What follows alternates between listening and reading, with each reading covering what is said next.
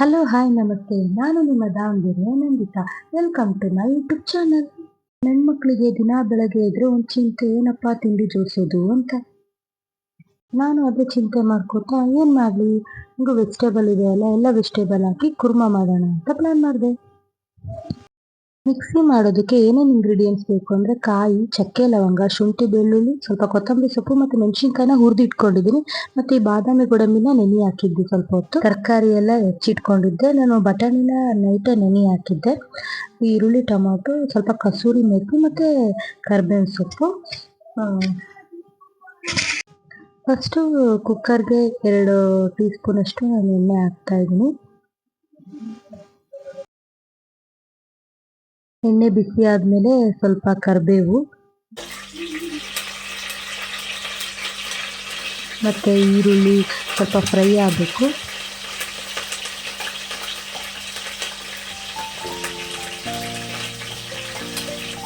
ಇದು ರೆಸಿಪಿ ಸ್ವಲ್ಪ ಸಿಂಪಲ್ ಆಗಿದ್ರೆ ತುಂಬಾ ಟೇಸ್ಟಿ ಆಗಿರುತ್ತೆ.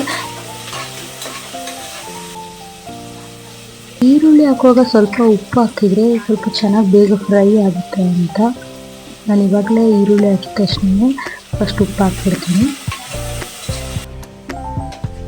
ಈಗ ಟೊಮೆಟೊ ಹಾಕ್ತಾ ಇದ್ದೀನಿ. ಈರುಳ್ಳಿ ಸ್ವಲ್ಪ ಫ್ರೈ ಆದ ತಕ್ಷಣ ಟೊಮೆಟೊನ ಫ್ರೈ ಮಾಡಬೇಕು.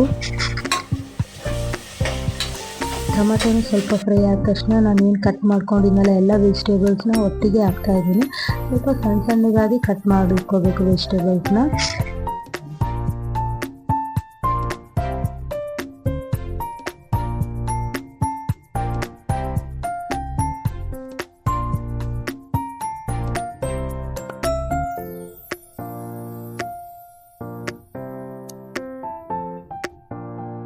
ಚೆನ್ನಾಗಿ ಮಿಕ್ಸ್ ಮಾಡ್ಕೋಬೇಕು. ನಾನೀಗ ಸ್ವಲ್ಪ ಅರಿಶಿನ ಪುಡಿ ಹಾಕ್ತಾ ಇದ್ದೀನಿ.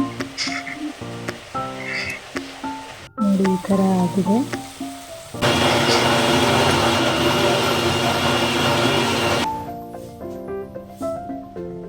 ನಾನು ಫಸ್ಟೇ ತೋರಿಸಿದ್ನಲ್ಲ ಇಂಗ್ರೀಡಿಯೆಂಟ್ಸ್ನೆಲ್ಲ ಪೇಸ್ಟ್ ಮಾಡಿ ಇಟ್ಕೊಂಡಿದ್ದೀನಿ. ಅದು ತರಕಾರಿ ಎಲ್ಲ ಸ್ವಲ್ಪ ಬೆಂದ ಮೇಲೆ ಸ್ವಲ್ಪ ಗರಂ ಮಸಾಲ ಹಾಕ್ತಾ ಇದ್ದೀನಿ. ಸ್ವಲ್ಪ ಕಸೂರಿ ಮೇಥಿ ಹಾಕ್ತಿದ್ದೀನಿ.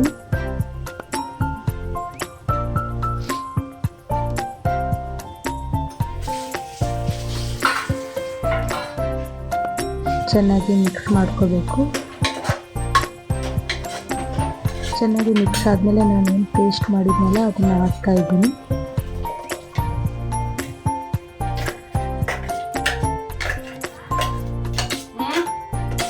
ಈ ಗೊಜ್ಜಿಗೆ ಎಷ್ಟು ಬೇಕಾಗುತ್ತೋ ಅಷ್ಟು ನೀರು ಹಾಕೋಬೇಕು.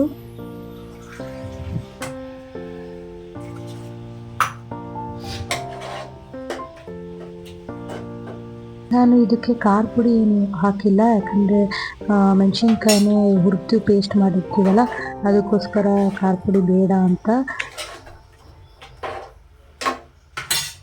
ನೋಡಿ ಯಾವ ಥರ ಬಂದಿದೆ ಅಂತ. ಈಗ ಕುಕ್ಕರ್ ಮುಚ್ತೀನಿ. ಒಂದು 2 ವಿಶಿಲ್ ಮಾಡಿದ್ರೆ ಸಾಕು. ತರಕಾರಿನೂ ಏನು ಮಸಾಲೆ ಹಾಕಿರ್ತೀವಲ್ಲ ಅದು ಚೆನ್ನಾಗಿ ಮಿಂಗಲ್ ಆಗಿರುತ್ತೆ.